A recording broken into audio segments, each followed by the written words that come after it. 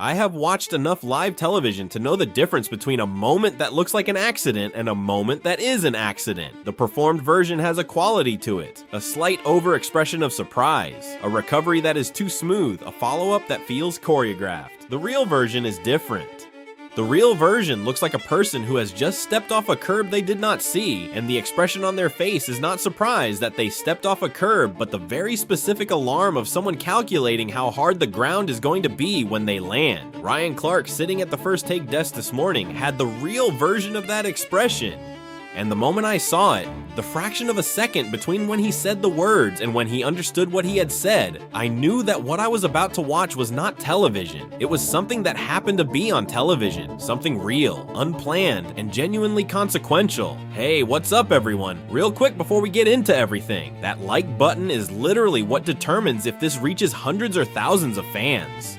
Takes 1 second but makes a huge impact on the channel's growth. Just smash that like button right now. It's the easiest thing you can do, but honestly the biggest way to support this content. Every single like pushes this further, so hit it now. Let me build the scene properly.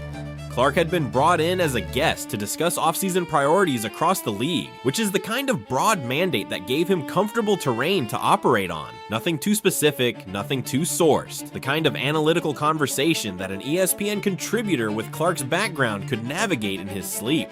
The segment had moved through several franchises, the conversation had been crisp and professional, and good in the way that good first take content is good when everything is going according to plan. And then the conversation reached Golden State. Stephen A.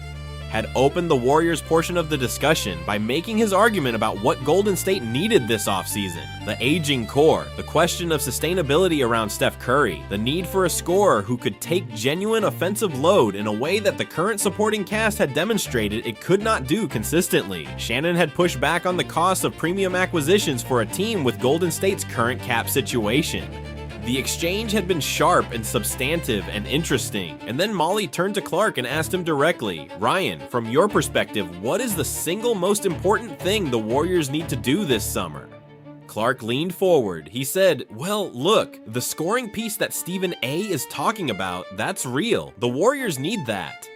But, and here he paused, the pause that in retrospect was the pause of someone recognizing a fork in the road a half second too late to take the right path. From what I'm hearing, that might already be addressed. He said, the MPJ situation with Golden State is more real than people think. The studio stopped. It stopped in the specific way that all hands-on-deck situations stop things. Completely, simultaneously, with the full attention of every person in the room snapping to the same focal point. Molly's moderator composure shifted to something more focused, more still. Shannon's posture changed from leaning back to leaning forward in what looked like a single muscle contraction. And Stephen A., and this is the part I keep replaying, Stephen A., made a sound that was not quite a word and not quite a reaction, but was somewhere between the two. The sound a person makes when something they suspected turns out to be true, and the confirmation is both satisfying and immediately creates 20 new questions. Molly said, wait, Ryan, what are you saying? What are you hearing about Michael Porter Jr.? And the Warriors? Clark's expression was the complete, uncensored face of someone who has just watched themselves make a mistake in real time and is processing the implications while simultaneously trying to determine whether there is any available recovery that would be convincing. He said, oh, look, I mean, teams are always exploring things. That's just the nature of the offseason. I probably phrased that in a way that was more specific than I intended. Shannon Sharpe looked at him for a long moment without speaking, which is more effective pressure than anything he could have said. And then he said, Ryan, you said the MPJ situation with Golden State is more real than people think. That's not phrasing, that's information. What is real, Stephen A.?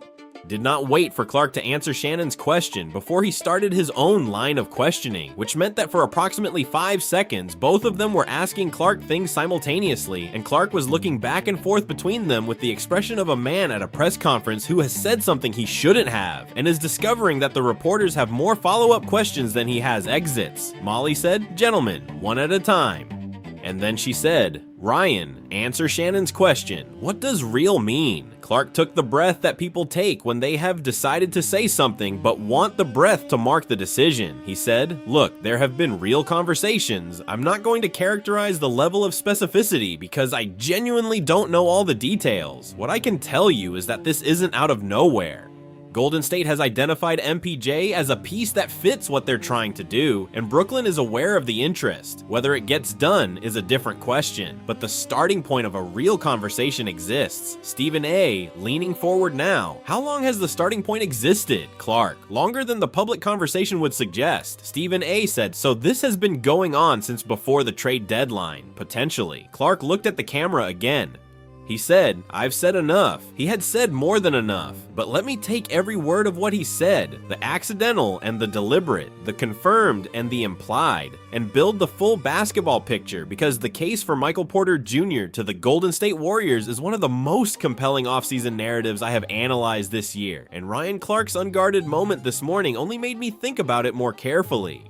Start with the fundamental offensive question facing Golden State as it exists right now in the spring of 2026. Steph Curry remains the most devastating offensive weapon in basketball when surrounded by the right architecture. His gravity, the floor warping, defensive structure collapsing gravitational pull that his shooting creates is still operating at the level that makes the Warriors' offense uniquely dangerous when it is working correctly. The issue is everything around that gravity.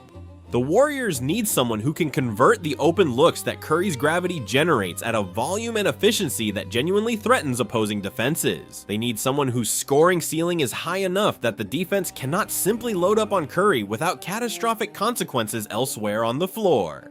They need, in the most specific possible sense, a wing who shoots elite three-point percentages on high volume and can do so within a motion offense framework that requires basketball intelligence as well as shooting talent. Michael Porter Jr. is that player in a way that almost nobody else available in this offseason market is. His three-point shooting efficiency has been elite across multiple seasons. He has posted percentages in the high 30s to low 40s on volume that makes it impossible to simply not guard him. He is 6'10", which means he shoots over closeouts in a way that creates problems for even disciplined defensive rotations. And his ability to operate as a movement shooter, to use screens, to catch on the move, to be a constant offensive threat even without the ball in his hands, makes him specifically compatible with the Warriors' motion offense system in a way that other high-volume scorers are not. Now construct the specific nightmare for opposing defenses. Steph Curry on the ball with Michael Porter Jr. as a floor spacer. This is not a theoretical construction. This is a practical, film-supportable, adjustable, and real-time offensive problem. Every defensive philosophy that works against Curry, the extra help, the shadow coverage, the hedge and recover schemes, requires the help to come from somewhere. It comes from the wing rotation. It comes from the weak side collapse. It comes from the kind of coordinated defensive effort that takes multiple players out of their ideal positions to address one ball handler's dominance.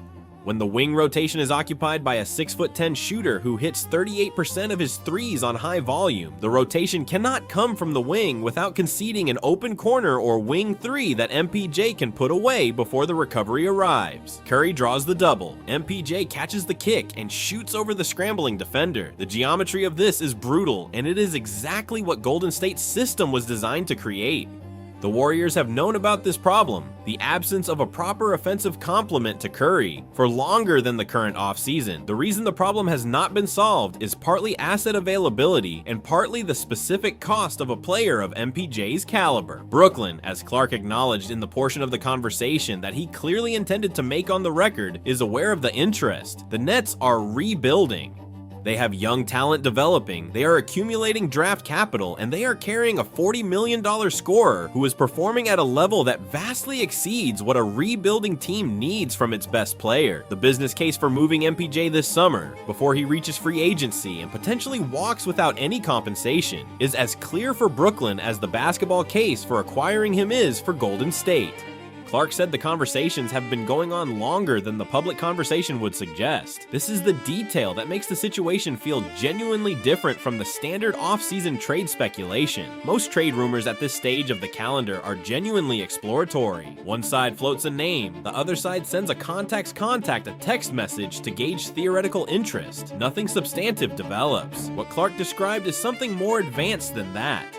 He described mutual awareness, active communication, and a foundation that exists independent of the public reporting. That is the language of a trade conversation that has moved past theory into logistics. The injury history is the counter-argument, and I want to spend real time on it because it is the argument that Golden State's front office would have to grapple with most seriously. MPJ has had back surgery. He has missed significant stretches of multiple seasons. He is 27 years old, which is the age when you expect a player to be entering his peak years, but the surgical history means the question of what his long-term physical profile looks like is genuinely open. For a team with Curry's age and the Warriors' championship timeline, acquiring a player with MPJ's injury history on a contract of his value is a risk with real downside. Not theoretical downside, but the specific documented kind that comes from watching a player's career be repeatedly interrupted by physical breakdown. But here is how the Warriors front office should think about this risk. They are not acquiring Michael Porter Jr. for a 10-year plan. They are acquiring him for the specific window that still exists around Steph Curry, the next 2, maybe 3 seasons, during which Curry can still perform at the level required to compete for a championship with the right supporting cast. In that window, the question is not whether MPJ's body will hold up for a decade. The question is whether he can stay healthy enough, often enough, to be the scoring complement that transforms Golden State from a competitive team to a championship-level one. And given his recent production, averaging approximately 24 points per game at elite efficiency for Brooklyn, the answer to that question in the specific 2 to 3 year frame is yes, this is a bet worth making. Ryan Clark said more than he intended to this morning, and the moment between when he said it and when he understood what he had said was the best unscripted television I have watched in months. But the substance of what he said, beneath the chaos of the moment and the attempted recovery and Stephen A's relentless follow-up questioning, was something important. The Golden State Warriors and Michael Porter Jr. have been in conversation. The interest is mutual. The foundation is real. And the basketball logic that would generate that interest is as clear and as specific and as compelling as anything I have analyzed this offseason. Watch this space, and watch what happens the next time Ryan Clark comes on First Take, and Molly asks him a question he thinks is simple.